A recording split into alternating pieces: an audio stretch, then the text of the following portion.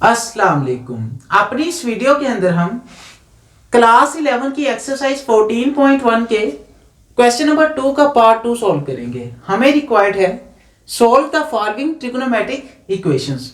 मतलब ये जो हमारे पास ट्रिग्नोमेट्रिक इक्वेशन आ रही है cosecant square theta is equal to 4/3, हमने इसको सॉल्व करना है।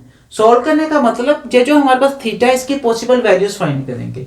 तो इस क्वेश्चन को सॉल्व करने से पहले मैं एक हदीस मुबारक बयान करूंगा, उसके बाद हम इस क्वेश्चन को बहुत ही डिटेल के साथ सॉल्व करेंगे। तो बुक सही मुस्लिम की हदीस नंबर 535 है कि अबू अवाना ने समाक बिन हरब से उन्होंने मसब बिन साद से रवायत की कि अब्दुल्ला बिन उमर रजी अल्लाह तआला अन्हुमा इब्ने अमर रजी अल्लाह तआला अन्हु के पास इनकी इयादत के लिए गए। वो बीमार थे। इब्ने अमर रजी अल्लाह तआला अन्हु ने कहा, आप मेरे लिए अल्लाह ताला से दुआ करेंगे। तो उन्होंने कहा, मैंने रसूलुल्लाह सल्लल्लाहु अलैहि वसल्लम से सुना है कि आपने फरमाया नमाज पाकीज़गी के बगैर कबूल नहीं होती और सदका नाजायज तरीके से हासिल किए हुए माल से कबूल नहीं होता। और आप बसरा के हाकिम रह चुके हैं, मुबादा आपके पास कोई ऐसा माल आ गया हो। तो हदीस से वाज़ेह है कि हुज़ूर ने फरमाया कि आपकी नमाज पाकीज़गी के बगैर कबूल नहीं होती। तो अपने आप को पाक साफ रखें ताकि आपकी नमाजें बड़ी भी कबूल हों। यही ना हो कि आपकी नमाजें ज़ाया होने लग जाएं। और इसी तरह से हुज़ूर ने दूसरा फरमाया कि जो सदका है वो नाजायज़ तरीके से हासिल हुए माल से वो नहीं कबूल होता। ये ना हो कि आप लाख सदका देते रहें और आप किसी का हक मार के सदका दे रहे हो। तो अल्लाह ताला हमें अल्लाह की ताला की राह में भी हक माल हलाल का माल लगाने की तौफीक अता फरमाए, आमीन। अब हम क्वेश्चन की तरफ आगे बढ़ते हैं। तो क्वेश्चन में हमारे पास है cosecant square theta is equal to 4/3। हम जानते हैं कि हमने थीटा की वैल्यू फाइंड करनी है। तो सबसे पहले क्या करते हैं कि यहाँ पर इसको आसान बना लेते हैं कि अगर हम स्क्वायर को खत्म कर दें, स्क्वायर रूट ले लेते हैं, तो कोसिकेंट थीटा किसके इक्वल आ जाएगा, 4 का दोनों तरफ स्क्वायर रूट लेंगे तो कोसिकेंट स्क्वायर थीटा, स्क्वायर से स्क्वायर रूट कैंसिल हो जाएगा तो कोसिकेंट थीटा बच जाएगा। और यहाँ पर क्या आ जाएगा, 4 का स्क्वायर रूट 2 आ जाएगा और 3 का स्क्वायर रूट आ जाएगा। तो कोसिकेंट थीटा इक्वल आ गया 2 ओवर स्क्वायर रूट ऑफ 3, क्योंकि हमने इस होल का क्या ले लिया, स्क्वायर रूट। अब नेक्स्ट हमारे पास साथ में प्लस माइनस आता है कि जानते हैं हम कि अगर हम जो हमारे पास होता है जब भी स्क्वायर रूट लेते हैं तो हमारे पास यहाँ पर प्लस माइनस आ जाता है। अब नेक्स्ट हमारे पास यहाँ पर कोसिकेंट थीटा इक्वल है 2 ओवर स्क्वायर रूट ऑफ 3। इस क्वेश्चन को थोड़ा सा और भी आसान बनाना चाहें तो और भी कर सकते हैं। लेट्स सपोज हम इसको साइन में कन्वर्ट कर देते हैं अपनी आसानी के लिए। तो साइन थीटा किसके इक्वल आ जाएगा, देन हम जानते हैं कि कोसिकेंट थीटा का साइन थीटा का इनवर्स होता है। तो स्क्वायर रूट ऑफ 3 ऊपर आ जाएगा, 2 नीचे आ जाएगा। तो ये plus minus square root of 3 over 2 के इक्वल होगा।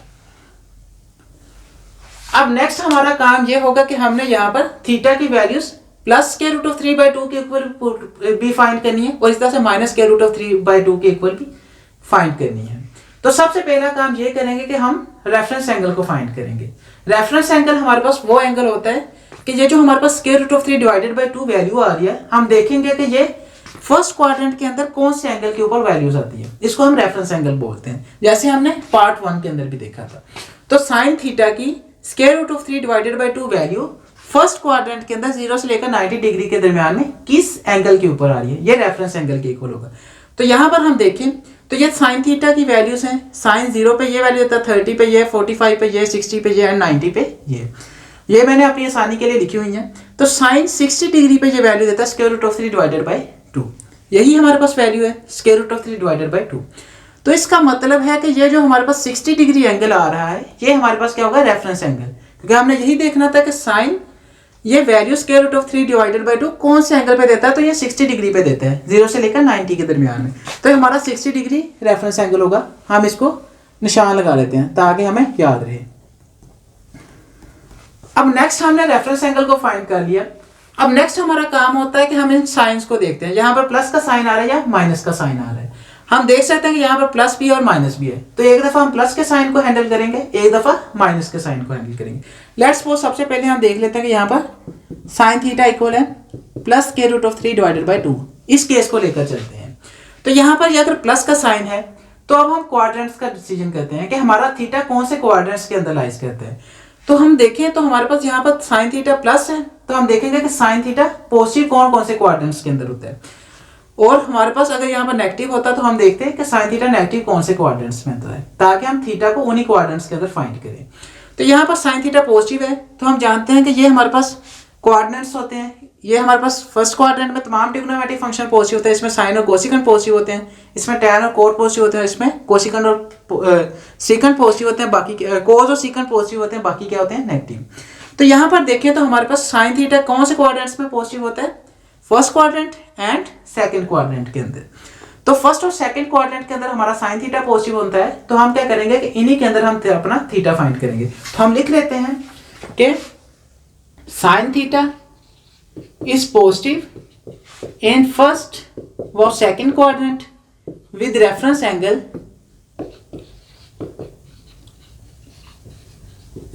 हमारे पास क्या है 60 डिग्री, जिसको हम पाई बाय 3 भी बोल सकते हैं। तो हम पाई बाय 3 लिख लेते हैं कि रेफरेंस एंगल हमारे पास क्या है पाई बाय 3।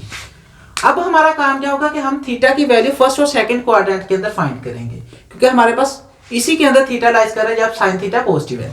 तो फर्स्ट क्वाड्रेंट और सेकंड क्वाड्रेंट, तो ये जो हमारे पास थीटा की वैल्यूज है इनको फाइंड करने के लिए ये हमारे पास क्वाड्रेंट्स के हिसाब से होता है ये फार्मूला, कि हम जानते हैं कि अगर फर्स्ट क्वाड्रेंट हो तो थीटा हमारे पास रेफरेंस एंगल के इक्वल होता है, क्योंकि हम इसी क्वाड्रेंट के अंदर फाइंड किया था ना 0 से लेकर 90 के दरमियान में ही रेफरेंस एंगल, तो इसका मतलब जो थीटा होगा वो भी रेफरेंस एंगल ही होगा असल में।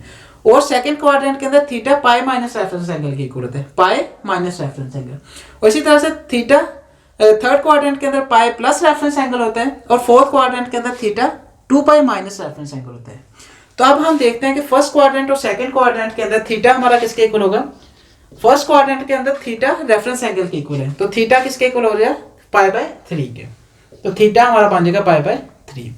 और इसी तरह से सेकंड क्वाड्रेंट के अंदर थीटा किसके इक्वल होगा पाई minus reference angle, reference angle क्या है पाई बाय 3, तो ये किसके इक्वल आ जाएगा 3 पाई माइनस पाई बाय 3, तो थीटा किसके इक्वल आ गया 2 पाई बाय 3 के इक्वल।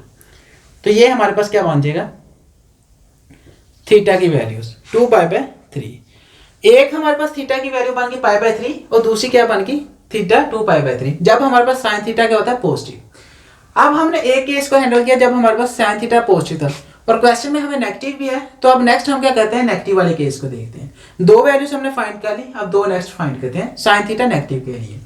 तो मैं अपने आप साथ साथ लिखते जाइएगा, मैं अपनी आसानी के लिए लिखा रहने देता हूँ और नेक्स्ट क्वेश्चन को मूव करता हूँ। तो जब हमारे पास साइन थीटा नेगेटिव होता है तो उसको इसको देख लेते हैं। तो हम देखेंगे कि सबसे पहले रेफरेंस एंगल तो हमारे पास सेम रहेगा, क्योंकि रेफरेंस एंगल यहाँ पर भी square root of 3 divided by 2 value यही है। बस आपने ये याद रखना है कि ये साइंस को नहीं देखना, बस इसी वैल्यू को देखना होता है जो वैल्यू आ रही है। साइन सिर्फ कोऑर्डिनेट्स के लिए देखते हैं और ना ही यहाँ पर रेफरेंस एंगल के साथ माइनस या प्लस लगा देना कभी भी। रेफरेंस एंगल हमेशा पॉजिटिव होता है क्योंकि ये फर्स्ट क्वाड्रेंट के अंदर ही आता है।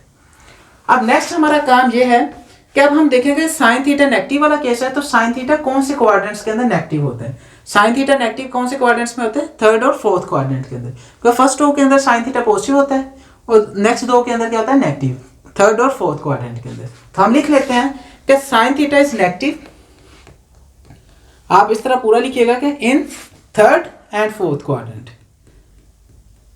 थर्ड क्वाड्रेंट व fourth quadrant with reference angle pi by 3। Reference angle हमारे पास सेम ही है। अब हम क्या करेंगे कि थर्ड और फोर्थ क्वाड्रेंट के अंदर थीटा की वैल्यूज फाइंड करेंगे tan theta sine theta negative के लिए। तो थर्ड क्वाड्रेंट के अंदर हमारे पास और फोर्थ क्वाड्रेंट को हम देख लेते हैं।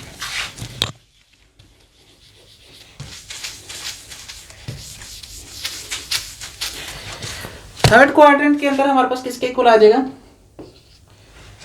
थर्ड क्वाड्रेंट के लिए थीटा किसके इक्वल होता है इसी फार्मूला के मतलब पाई प्लस रेफरेंस एंगल के। तो पाई हमारे पास थीटा किसके इक्वल होगा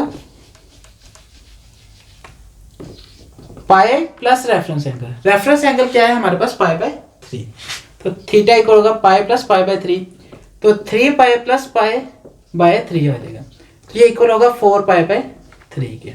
तो ये हमारे पास आ गई थीटा की वैल्यू 4 पाई बाय 3। और इस तरह से फोर्थ क्वाड्रेंट के लिए भी देख लेते हैं। फोर्थ क्वाड्रेंट के अंदर थीटा किसके इक्वल होता है 2 pi minus reference angle, 2 pi minus reference angle क्या pi by 3, 2 pi minus pi by 3 आ जाएगा। तो ये एलसीएम लें तो क्या बन जाएगा 6 पाई माइनस पाई और नीचे क्या है 3, तो ये किसके इक्वल होगा 5 पाई बाय 3 के। तो दूसरी वैल्यू जो थीटा की आ गई हमारे पास 4 पाई बाय 3 होगी।